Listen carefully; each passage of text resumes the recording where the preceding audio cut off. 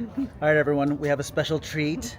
Well, we've got a couple special treats because one, look where we are. Do you guys recognize this place as we pan around? This is El Campestre Country Club, or El Nepo, as they call it in Guanajuato. And the second treat is my new neighbor, January, Hello. and her son, JJ, who's about to take his first dive. Are you going to take your dive first? Let's do it. Let's see. He's gonna ease in. It's 9 feet deep. He's a pretty good swimmer. Yeah? Mm-hmm. He goes Hey over. Jan, why is it cold? Because it's cold. It's, Don't think about the swimming pool. temperature. Just jump in. Just jump in. Look at this pool, guys. Like, how amazing is that swimming pool? And how inviting is that pool? Ah, I would love to go. Look at that. I would love to dive from that, actually. You can get a wristband and do just that. Yeah, not today, though, because today's a social day. You want to sit over here Sure. as we talk? So the reason I wanted to introduce you guys to January is because she just moved here from the States. Unidos. Estados Unidos. And I wanted to get the point of view or perspective of someone brand new to Guanajuato. You've never, prior to your trip here, you've never been? I've been to, the last time I was in Guanajuato was 5 years ago, and visited a lot of cities. Uh-huh. Spent several months visiting different cities, and yeah, so all of which I really liked. Yeah, and then COVID and some Yeah. other things happened, so I couldn't move. But why Guanajuato?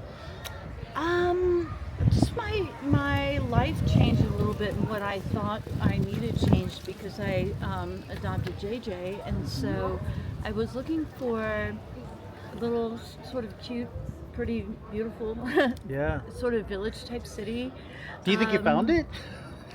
Yeah, yeah, and a I mean, look city- at that right there. That's our background. Uh-huh. and I wanted a city that was big enough, so most of the things you would want, but small enough to navigate and have friends pretty easily, which has happened, and also close to a big city, just in case we needed to do that, and really in interior.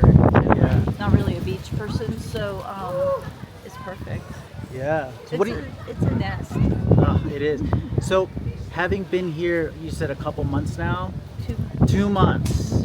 What is your, like, your favorite part about the city and your least favorite part? I think The honest. Yeah, I think my favorite part is that it has a small city feel, even though it's at least 200,000. Mm-hmm.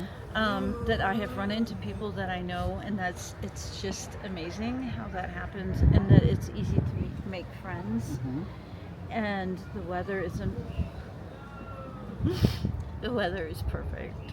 I don't know what it's like when it gets hot, but it's, even if it gets to 80s, it still doesn't. It's an hour. It's like Yeah. 85 or whatever, and I love it. I love that. My least favorite part is that it's hard. I've had a really frustrating time finding things that I need. Everything is in its own store. You know, like I needed some scissors, and it was like, where in the, or a Band-Aid, or a spatula, or it takes a while to figure out where to get stuff. Yeah. And some things, like sheets, are very expensive. That's good to know. Very Yeah, for sure. Sheets and towels, I think. I wish I would have just brought a couple Yeah. cotton sheets. I really do. That's been hard. And that's the worst thing you can think of so far? Yeah, I mean, I tripped and fell in the street a Yeah. couple of times, but that, because you just have to look where you're going because things are uneven. And then the language barrier has been that's hard. Mm-hmm. I can speak a little bit, but once I overcome the language barrier, it's going to be good. Things are quirky, things are unintuitive. Have you noticed this?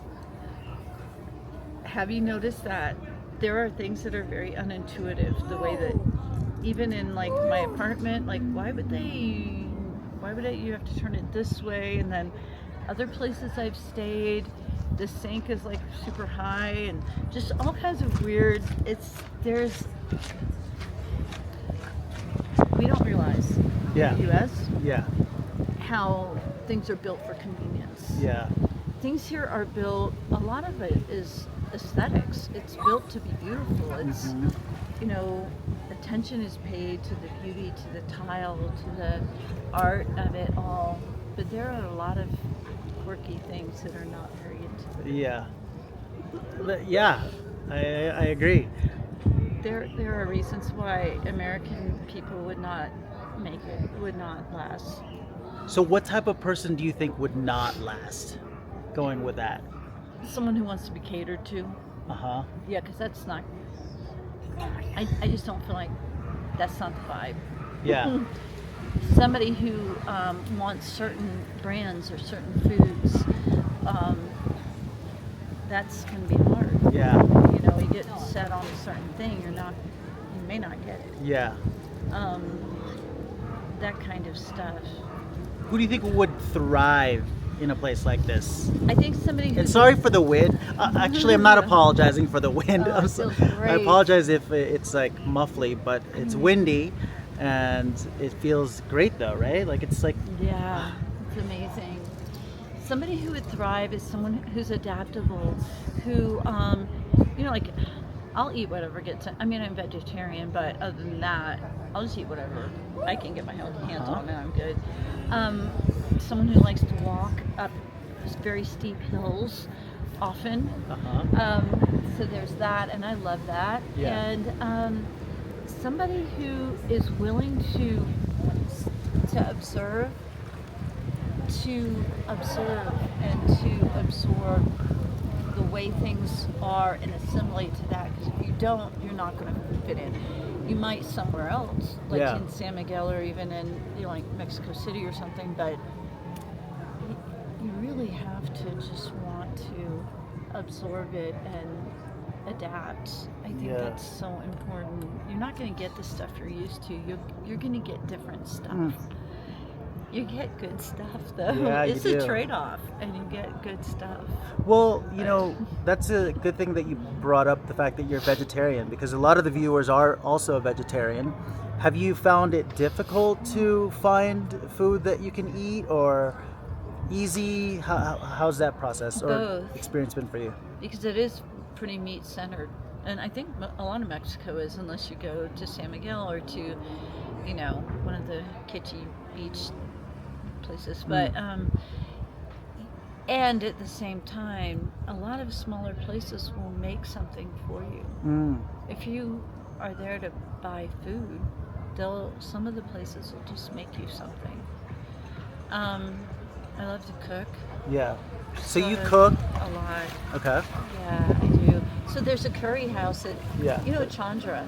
I think I just got told about it. Yeah, in so La Presa. Yes. Yeah. So I'm really excited to go to the curry house and see what that's about. So there's do you think that there's the variety of food is enough for you as a vegetarian? Yeah, but I haven't eaten all of it yet. So, Okay. But there's Asian and sushi, and I think a lot of people don't understand that there's sushi, there's Chinese, Japanese. There's a Thai restaurant that I like, and I got pad Thai there, which is really good. So once I eat my way through, you know, it takes a while. So I only have one stomach. It's been 8 years for me, and I haven't eaten my way through Guanajuato. So I totally understand that. So what would be like your greatest piece of advice for someone who's thinking about moving to Mexico, thinking about moving to Guanajuato specifically? What would you tell them? This is not the U.S. and it's not Canada. There are so many things that you won't notice at first, that it is different, and you need to be very willing to absorb it, to make it into, how would you say, like, not even assimilate into it, but to really embrace it. You need to embrace it because it is not the same, and it looks the same, and a lot of things are, no, it doesn't look the same, but I mean places look the same, and a lot of things are the same, but it's not. And you have to be willing to, this is their place, their country. They're not here to cater to you. They're not here to cater to Americans and Canadians or anybody. They really aren't. And the way that they communicate and the way that they, the grace it, you know, what would you call it? I know you're gonna cut some of this.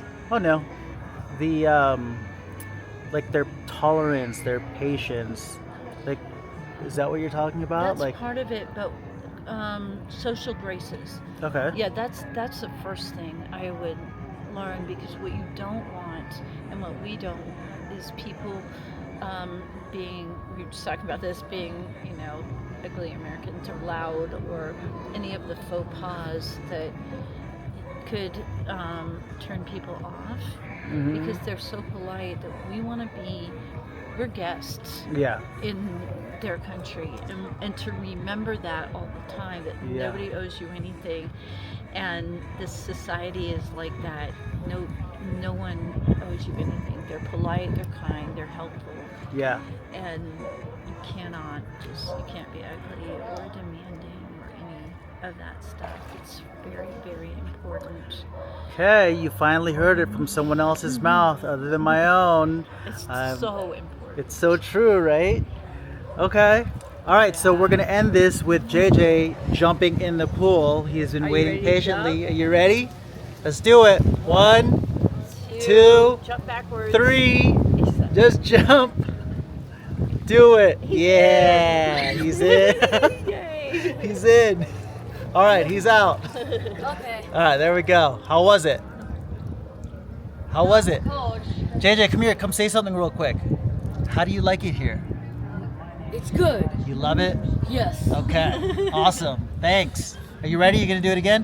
1, 2, 3. All right. Ready? 1, 2, 3. There we go. All right, everyone. I hope you like this video. I'll see you in the next one.